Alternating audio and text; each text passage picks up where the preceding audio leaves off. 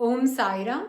ஸ்ரீ சாயி பாபாவின் சாசனாமிருத திருமொழிகள் என்ற புத்தகத்தை பூஜ்ய ஸ்ரீ நரசிம்ம சுவாமிஜி அவர்கள் தொகுத்து வழங்கியுள்ளார்.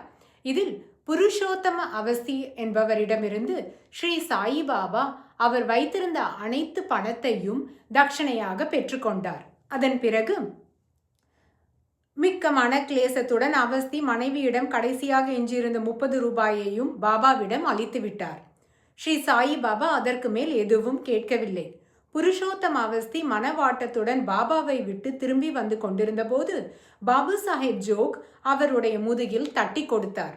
ஜோக், உமக்கு என் வாழ்த்துக்கள். உம்மிடமிருந்து ஸ்ரீ சாயி பாபா அடிக்கடி தட்சணை கேட்டு பெற்றிருக்கிறார். நீர் பாக்கியசாலி. 10 மடங்காக திருப்பி கொடுப்பதற்கு மட்டுமல்லாது பாபா யாரிடமும் தட்சணை பெறுவதில்லை. அவஸ்தி, எனக்கு அதை பற்றி எல்லாம் தெரியாது. திருமணம் நடைபெறவிருக்கும் ஊருக்கு செல்ல என்னிடம் தம்பிடி கூட இல்லை என்பதை மட்டும் அறிவேன். ஜோக், உமக்கு எவ்வளவு வேண்டும்?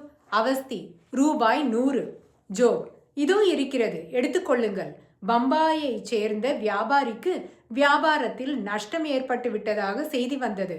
அந்த செய்தி உண்மையல்ல என நிச்சயமானால் லாபத்தில் 25% பாபாவுக்கு அளிப்பதாக அந்த வியாபாரி வேண்டுதல் செய்து கொண்டார்.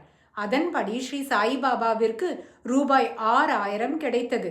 அதில் ஸ்ரீ சாயிபாபா ஏற்கனவே ரூபாய் 3000 சென்ற 3 தினங்களில் செலவு செய்து விட்டார். நான் உங்களுக்கு ரூபாய் 100 கொடுத்து விட்டதாக கூறினால் அவர் ஆட்சேபிக்கவும் மாட்டார், திரும்ப பெறும்படி கூறவும் மாட்டார்.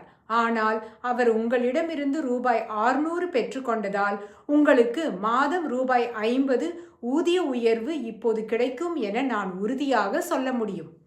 அவஸ்தி, எனக்கு உத்தியோக உயர்வு கிடைக்க செய்ய ஒரு போஷகரை நான் பெற்றில்லேன். ஆனால் ஜோ கூறியபடியே விடுமுறை முடிந்து சென்ற அவஸ்தி மாதம் ரூபாய் 50 உயர்வு கிடைத்திருப்பதை அறிந்தார். ஓ